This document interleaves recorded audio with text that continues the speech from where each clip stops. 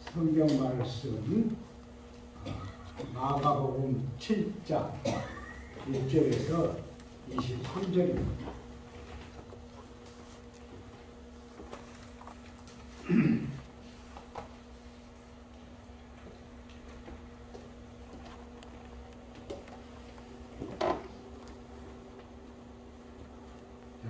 함께 봉독하시겠습니다. 바리새인들과 또 서기관 중 몇이 예루살렘에서 와서 예수께 모여들었다가 그의 제자 중 몇 사람이 부정한 손, 곧 씻지 아니한 손으로 떡 먹는 것을 보았더라.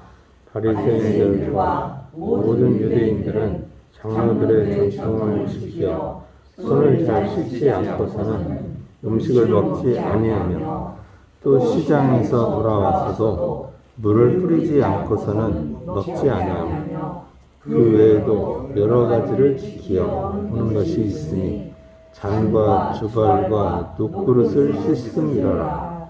이에 바리새인들과 서기관들이 예수께 묻되 어찌하여 당신의 제자들은 장로들의 전통을 준행하지 아니하고 부정한 손으로 떡을 먹나이까? 이르시되 이사야가 너희 외식하는 자에 대하여 잘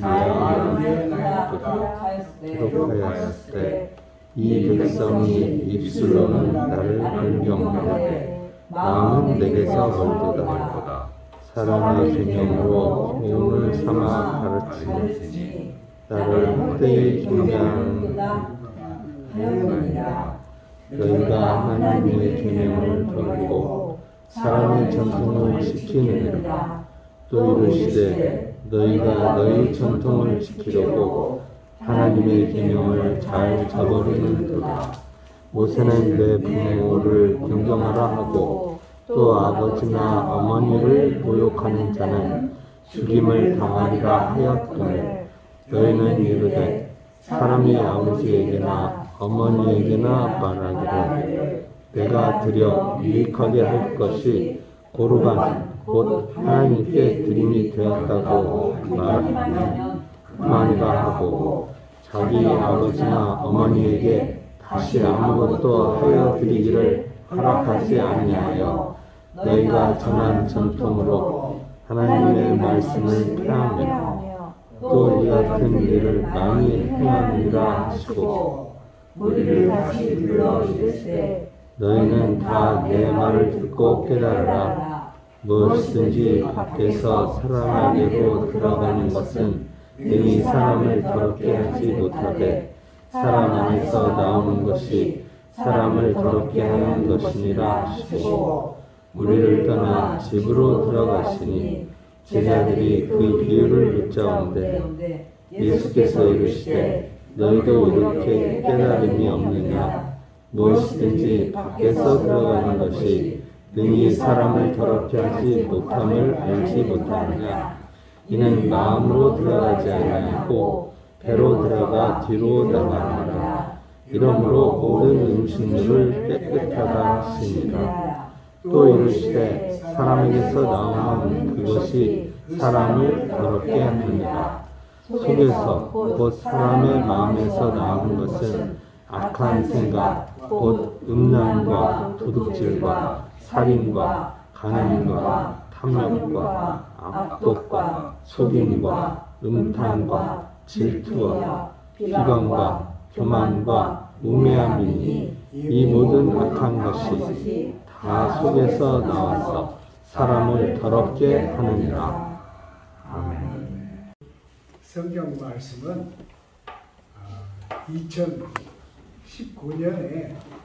2019년 10월에 우리가 한번 설교한 말씀입니다. 근데 또 택했어요. 다른 깨달음이 있어서 이렇게 택했는데요. 저는 이 성경의 이 구절, 예루살렘에서 서기관과 바리새인들이 왔다. 이 구절이 아주 특별한 의미를 가지고 있는 걸 이 즈음에 깨달았어요. 그냥 예루살렘에서 서기관들과 바리새인들이 지나가다가 들렸다, 이건 아니고요. 이 이스라엘은 바벨론 포로에서 돌아와가지고는 국가 기구가 없었습니다. 웃기지요. 그냥 성전을 개축하고, 허러진 성전을 개축하고, 성전에서 제사장 그룹이 이스라엘 백성을 다스렸습니다. 그러니까 오늘의 말로 말하면 이스라엘이 바벨론에서 돌아온 후에 주 75년 완전히 멸망할 때까지 신정 정치를 했다는 뜻이에요. 그냥 정치인들이나 이런 그 국가 기구가 없고, 그냥 성전이, 말하면 성전이 청와대예요. 그래서 성전에서 대제사장이 이렇게 다스렸습니다. 그러니까 그것은 신정 정치인데, 오늘 우리가 보는 신정 정치 있죠. 특히 이란인데요. 이란이 신정 정치를 하는데 문제가 많죠. 문제가 많은 중에도 이란의 특권층은 전부 정치기구에 속한 사람들입니다. 근데 이 정치기구에 속한 사람들은 전부 그 회회교 가르침을 전파하는 사람들입니다. 그러니까 그걸 들어가지고 지금도 이란에서 히잡을 안 썼다 그래가지고 여자 한 사람 희생됐잖아요. 그래서 이제 많은 이 데모들이 일어났는데, 참 머리에 히잡 하나를 안 썼다고 사람 죽이다니요. 그런데 그렇게 아무것도 아닌 것 가지고 사람을 죽이게 된 동기는 신정 정치입니다. 그러니까 쟤네들도 사실은 자기들이 가르치는 거 다 안 지킵니다. 그러면서 백성들은 양쪽으로 누르지요. 정치적인 길로 누르고 한쪽은 종교적인 것으로 누르고, 그렇게 백성들을 눌러서 못 살게 해놓고는 쟤네는 특권을 차지한 것이죠. 엄청난 특권을 행한 것이죠. 이런 게 이제 신정 정치인데, 이스라엘도 바벨론에서 돌아온 후에 이렇게 했습니다. 그러니까 성전에서 하나님을 섬기고 예배를 드리고 하나님 앞에 그들의 방법대로 제를 올리고 이렇게 하는 것이 주가 아니고, 성전 기구가 백성들을 쥐어짜는 것이 주무입니다. 이렇게 된 것이 이제 이때 이 예루살렘 이 성전입니다. 근데 여기 기록대로 하면 이들이 예수를 찾잡기 위해서 일부러 파견되어서 시골에 내려왔습니다. 갈릴리 시골에 내려왔는데, 예루살렘에 있는 이 고급 서기관들과 예루살렘 바리새인들이 갈릴리까지 올 일이 없습니다. 그 갈릴리에도 바리새인들은 다 있었어요. 그러나 그들은 갈릴리에 있는 바리새인은 아닙니다. 예루살렘 성전 중심의 이 서기관들과 바리새인들이 예수님께 온 것이죠. 그래서 예수를 감시하고 무슨 성경에 걸리는 말을 안 하나, 무슨 잘못된 짓을 안 하나 감시하고 감찰을 하는데, 아무리 감찰을 해도 책잡을 게 없어요. 이게 기가 막히죠.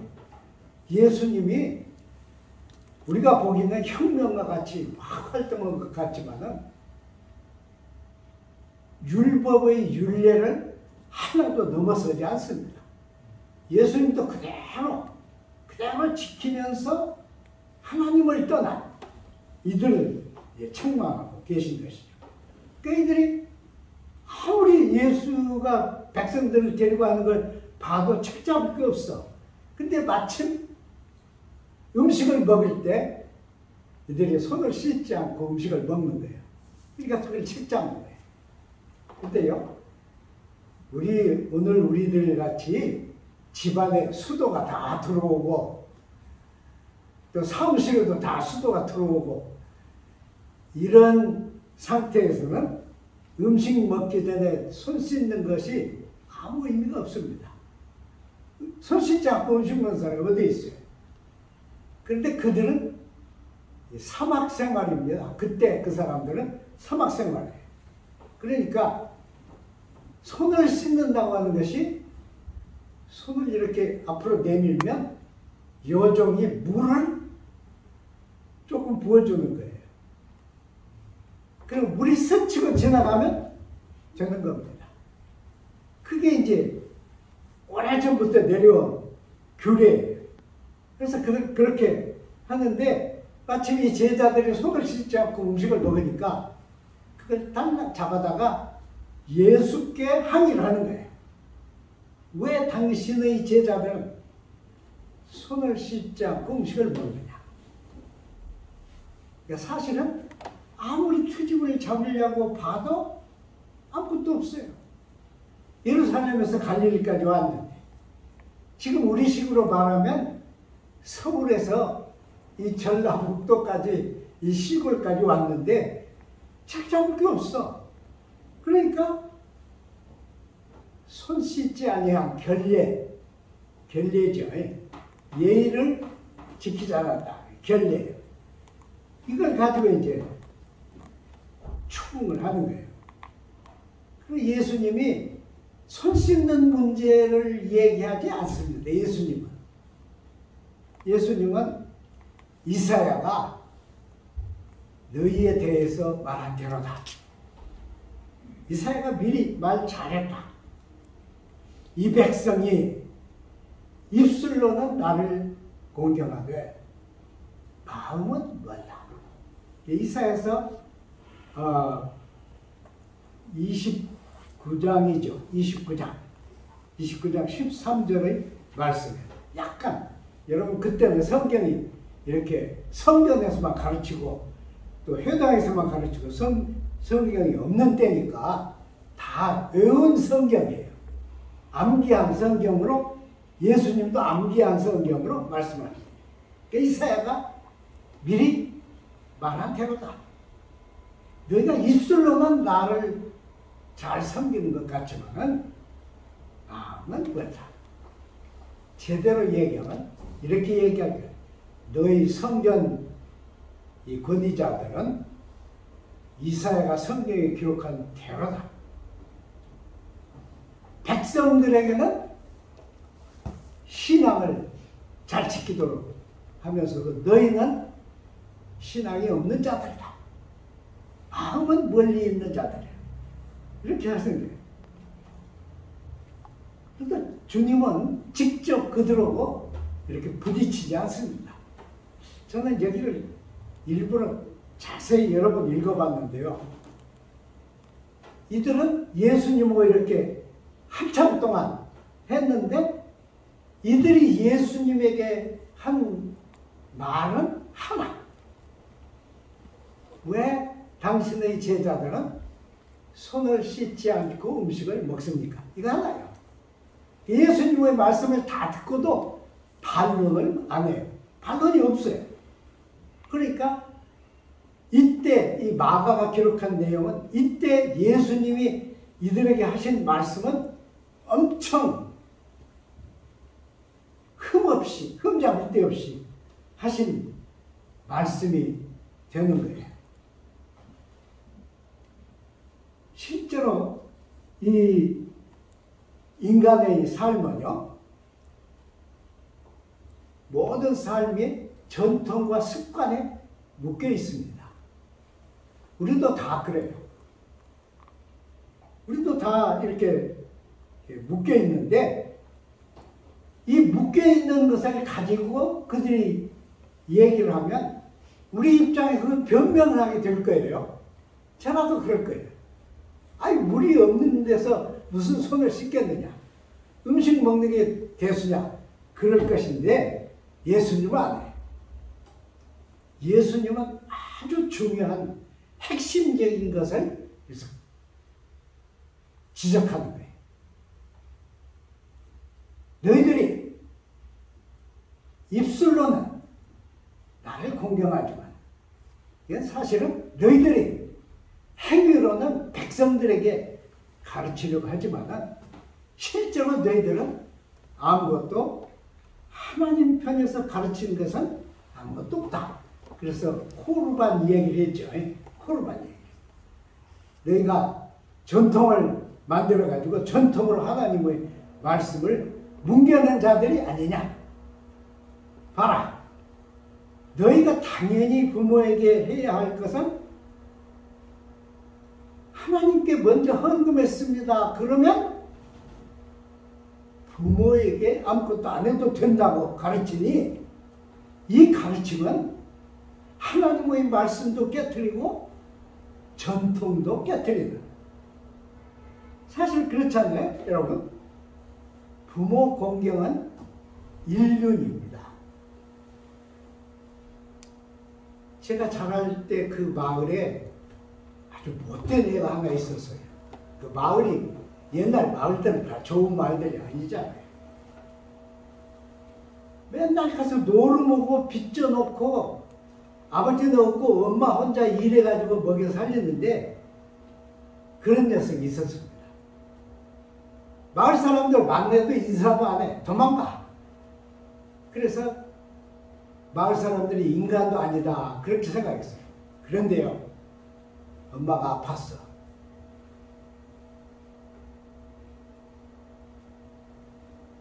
그러니까 이 녀석이 마을에서 좀 먹을 만큼 사는 집에 찾아갔어. 지금 우리 어머니가 아프신데 아무것도 없습니다.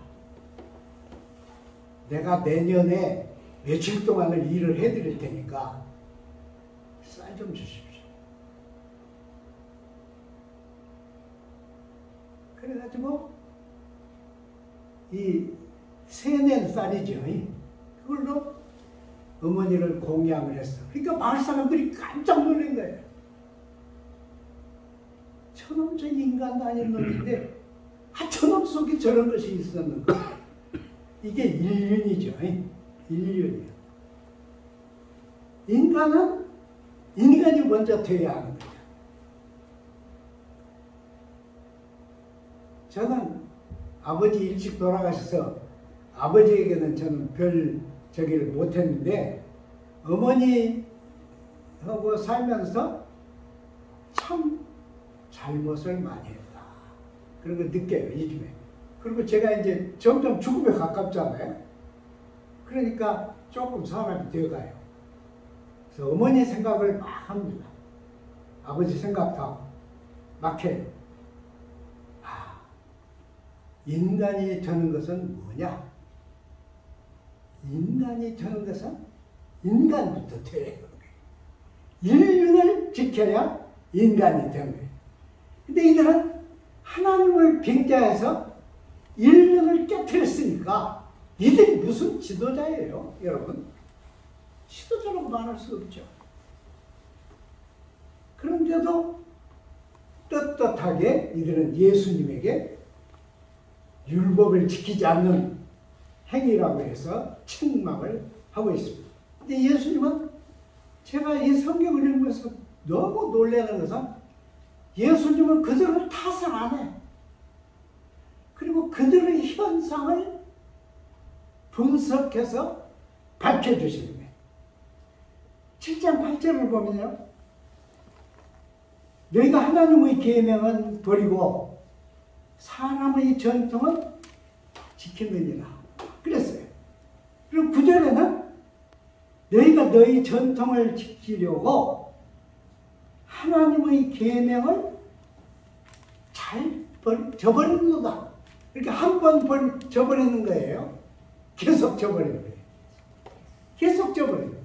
계속 그 짓을 하는 거예요.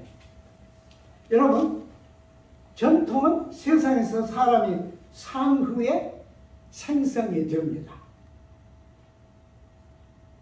그것이 살았던 사람들 그 사회에 따라서 전통은 달라집니다. 사람이 산 후에 그 중에 중요하다고 생각하는 것들이 모아져서 다음 세대로 넘어갑니다. 다음 세대로 넘어가.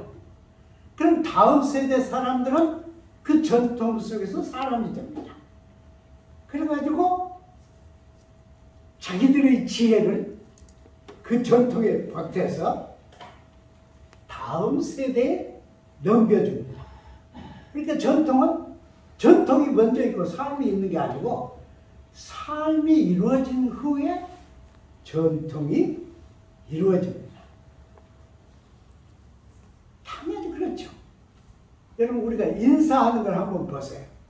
이쯤에 우리 인사가 한국의 고유한 인사가 4대 사상에 의해서 깨졌어요. 그래서 어른에게도 하이 이런 건 듣는 걸로 생각해. 그 미국 사람들 하이 그러잖아요. 그런데 하이가 우리 이 고개 숙이는 것을 없애버렸어. 웃기죠? 고개 숙이는 것은 우리 전통이에요. 지금은 외국 사람들이 오히려 우리의 인사법을 보고 저 사람들은 좋은 문화를 가지고 있어 저렇게 인사를 하는구나. 그래요. 그 대통령도 백성들에게 말할 때 나와서 대통령이 어떻게 절합니까? 여러분, 45도 절을 해. 대통령도 백성들이. 이건 우리 전통이에요. 이건 우리의 습관입니다. 근데 깨졌어. 인사하는 것도요, 인사가 잘 행해졌으면 그 다음 세대로 그대로 넘어갑니다. 근데 인사하는 것이 깨졌으면 다음 세대로 갈 때는 더 노력을 안 하면 인사 자체가 없어집니다. 없어져요. 그러니까 이것은 우리의 삶의 실질적인 문제죠.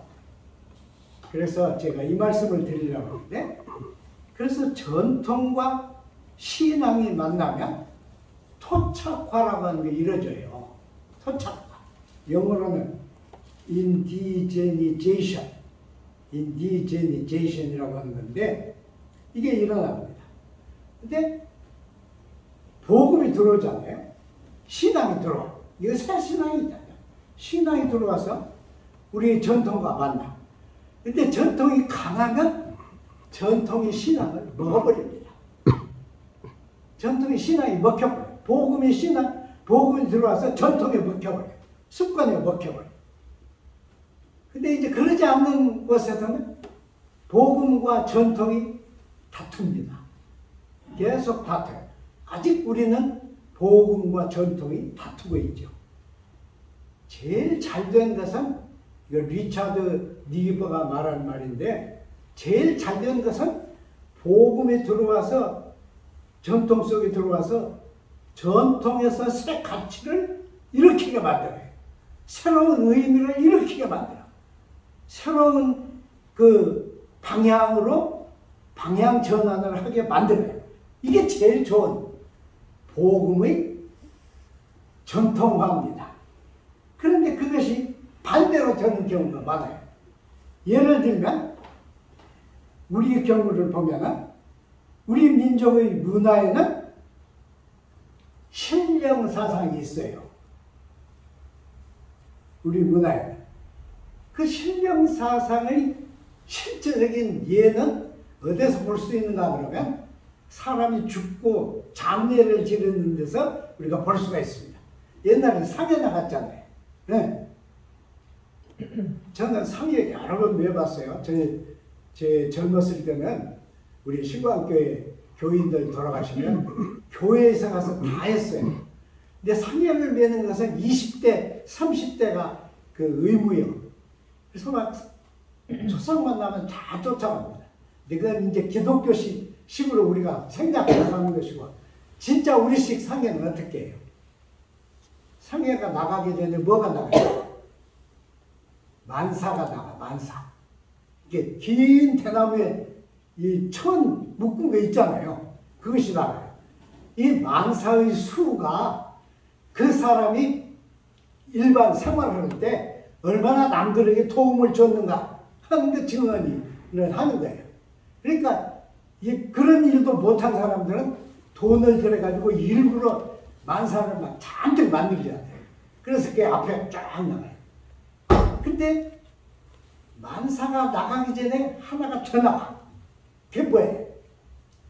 긴 장대에다가 한문 영자를 써, 영자.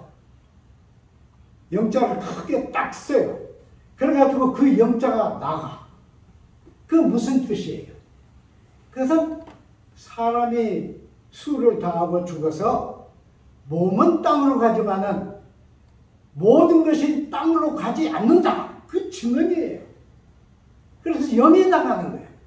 영이. 그 사람의 영이 먼저 나가. 그러면 뒤에 만사가 쭉 따라오고 그 뒤에 상해는 따라오는 거예요. 그러니까 몸은 뒤에 따라와. 그래서 이 복음이 우리나라에 들어왔을 때 잘못 이해를 해가지고 이 제사 제도를 뭉개버렸지만은 사실은 우리는 다 제사를 지냈잖아요. 제사를 지내는 것은 1년에 한 번 돌아가신 부모님이 오셔서 음식을 잡수시게. 그러니까 돌아가신 부모님을 산 분으로 대접하는 거예요. 살아있는 분으로. 그래서 음식을 대접해. 그게 우리의 문화죠. 우리가 가지고 온 문화입니다. 그런데 1950년대부터 1960년대에 우리 한국교회에 성령운동이 일어났어요. 성령운동을 할 때 이 하나님의 종들이 성령과 신령을 구분을 못했습니다. 복음 안에 있는 성령과, 복음이 말하는 성령과 우리 전통 속에 있는 신령을 구분을 못했습니다. 그러니까 똑같은 걸로 생각했어요. 그래서 성령운동이 강한 곳일수록 우리 토속적인 신령운동이 일어났어요. 웃기죠? 거기서 나온 말 중에 실질적인 증언이 되는 말이 하나 있어. 그게 뭐예요? 신령의 세계라고 하는 말이에요. 그래 그걸 줄여가지고 영계. 그래서 부흥사가 오면 영계의 거두 그랬잖아요. 여러분, 영계의 거두. 근데 성령은 성령 자체가, 하나님의 성령 자체가 전체입니다. 그리고 세계는 성령 안에 들어있는 거예요. 세계의 역사도 성령 안에 들어있습니다. 세계의 삶도 성령 안에 들어있어. 성령은 요만한 왔다 갔다 하고 그런 게 성령이 아니야. 성령은 우주를 관장하는 하나님의 힘이요. 그 성령을 연계하고 해가지고 이렇게 가르쳤어요. 이렇게 가르치자 그것이 교회에 그냥 다 퍼진 거예요. 그래서 교회 지도자들이 하나님의 성령을 우리 전통의 신령과 같이 여기는 거예요. 여러분, 우리는 그렇게 생각하잖아요. 술을 다하고 잘 살고 죽은 영혼은 영혼의 세계로 가서 있고, 술을 못하고 불행하게 죽은, 말하자면 물에 빠져 죽었든지 뭐 교통사고로 죽었든지 무슨 사고로 죽은 영혼은 어쩐다고 그래요. 우리 전통적인 생각에서 그건 못 가고 사방을 흐르고 다니다가 나쁜 짓만 할 수 있는 기회가 생기면 나쁜 짓을 한다. 그래가지고 무속들은 그걸 달래잖아요. 그걸 달래. 저희가 익산에 모심을 때 한번 익산에 간 일이 있는데, 저 친구 목사님하고 간 일이 있는데, 어떤 여자가 하얀 옷을 입고 모심는 거기에서 잠자리 채 있잖아요. 모심는 대로 가는 그 농수로에서 잠자리 채로 뭘 또 계속 하고 옆에서 뿅가리 치고 또 잠자리 채로 또 그러더니 머리카락 하나를 건졌어. 그게 누구 머리카락 같아요? 지 머리카락이에요. 지 머리카락. 지 머리카락 하나를 그 체에다 넣어서 물에다가 이렇게 하더니 여기 이제 원혼의 그 제대로 가지 못한 원혼이 여기 들어왔다고 해가지고 머리카락을 막 보내줬어요. 그 사람들이 막 와! 그러는 거예요. 이렇게 무속이 전통을 타고 우리 신앙 속으로 들어와 버렸습니다. 근데 교인들은 그걸 구분을 못합니다. 저는 구분을 못해요. 온전한 전통은요, 하나님의 말씀을 만나면 말씀 안에서 새 사상이 생겨. 새로운 의미가 나와요. 새로운 가치가 나와요. 그래서 온 삶이 새로워집니다. 골로새서를 보면 그리스도 안에 있는 사람은 새로운 존재다 그랬잖아요. 근데 어떻게까지 새로운 존재라고 했어요? 지식에까지 새로움을 입는 자라고 그랬어요. 지식에까지 새로움을 입는 자. 아는 것이 바뀐다는 거예요. 아는 것이 변화한다는 거예요. 얼마나 기가 막혀요. 그런데 이 전통을 가지고 예수님을 책잡으러 온 사람들은 예수님이 하신 이 말씀을 듣고 아무 말도 못했습니다. 아무 말도 안 했어요. 왜 그랬느냐? 저는 그래도 이 고급 서기관들이 양심이 있다고 생각합니다. 그들은 성경을 가르치는 자들이기 때문에 예수님이 올 때 성경을 넘어선 부분을 책잡으라고 온 거예요. 그런데 오히려 예수님이 그들의 생활 속에 이 모르는 사이에 형성된 전통과 신앙, 일륜과 전통을 혼합해버린 내용을 구분을 해서 보여주셨습니다. 그러니까 전통을 지키려고 하나님의 말씀을 무시하고 그런 일을 한두 번 한 것이 아니라 자주 한다. 그러니까 이 서기관들이 어땠어요? 그때 서기관들은 마음속으로 놀랐을 거예요. 엄청 놀랐을 거라고 저는 생각해요. 특히 이 성경에는 그게 기록이 안 됐지만은 예수님의 이 말씀 속에는 엄청 놀라운 게 있습니다. 뭡니까? 예수님은 초등학교 졸업생입니까? 중학교 졸업생입니까? 대학교 졸업생입니까? 물론 그때는 그런 공공학교가 없었죠.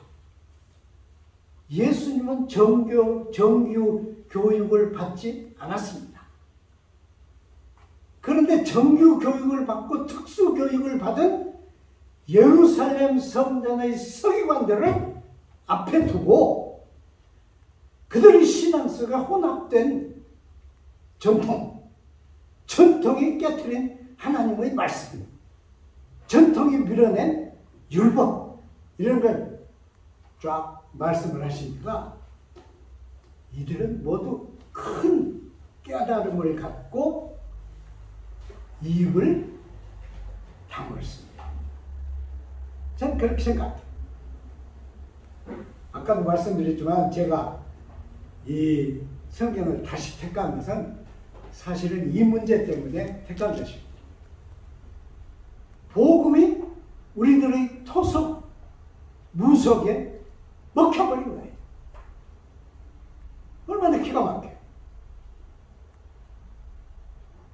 서울대 그 심리학 교수 한 분이 있는데요. 그분은 우리 그 무속에 대한 책을 여러 번 썼습니다. 근데 그분은 크리스찬이에요. 그 우리가 다 아는 크리스찬인데 무속에 대한 책을 쭉 쓰면서 여러 가지 내용을 썼지만 특히 이 신령에 대한 사람이 죽어서 생기는 신령에 대한 사상은 그분도 우리나라의 다른 지도자들과 꼭 같아요. 그러니까 그분이 생각하는 성령은 신령과 동일한 것이 되고 맙니다. 예수님은 이제 이 말씀을 하시면서 아까 그들이 손을 안 씻는다고 그랬으니까 안으로 들어간 것은 더럽지 않다. 안에서 나온 것이 더럽다. 그러셨습니다. 이 말은 지난번에 우리가 3년 전에 다 했으니까 음식에 대한 얘기만 잠시 하려고 그럽니다. 음식은 모든 사람들의 기본입니다. 그리고 어디든지 사람이 모이면 음식이 있어. 음식을 못 내놓을 때는 그냥 맛있는 것만 내놓죠. 그렇죠? 근데 이 음식은 삶의 기본이지만은 음식은 경제 조건과 직결됩니다. 여러분 그러잖아요? 신라 호텔 한 끼 밥값이 얼마인지 아세요? 신라 호텔 뷔페 한 끼 밥값이 15만 5천 원이래. 롯데 호텔은 13만 얼마예요. 그러니까 신라 호텔이 더 비싸죠.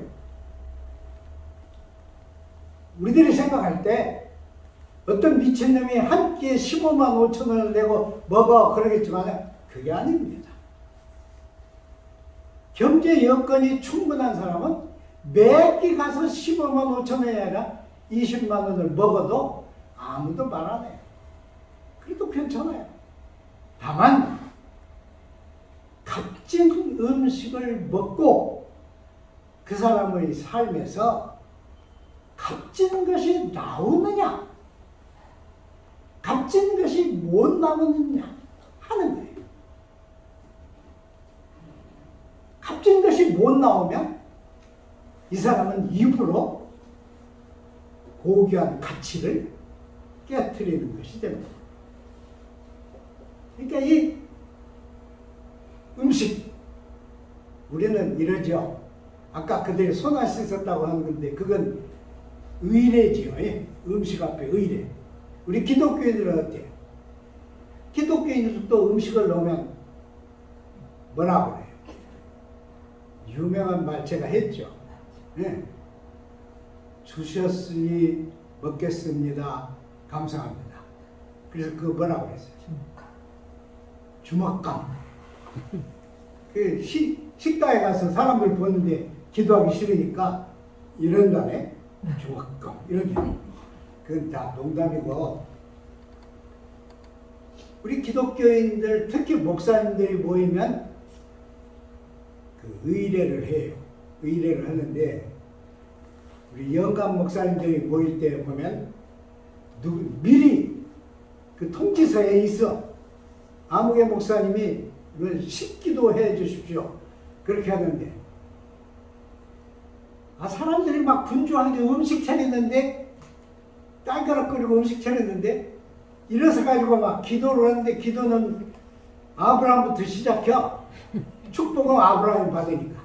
그래가지고 막 계속해. 좀 문제가 있죠. 그래서 저는 그걸 비판하려고 하는 얘기는 안 해요. 음식의 의례를 보태는 것은 음식의 가치를 확인하는 것입니다. 이것은 하나님이 제게 주신 것입니다. 이거죠. 근데 하나님이 직접은 안 주셔. 하나님이 농부들을 통해서 일을 시키시고 하나님이 중간 상인들을 통해서 배달해주고 하나님이 또 집에서 일하는 무보수 노동자에게 일을 시켜서 음식을 만들고, 무보수 노동자들이에요. 아줌마들 다 무보수 노동자들이에요. 음식을 만들고. 그래서 우리는 감사하고 먹습니다.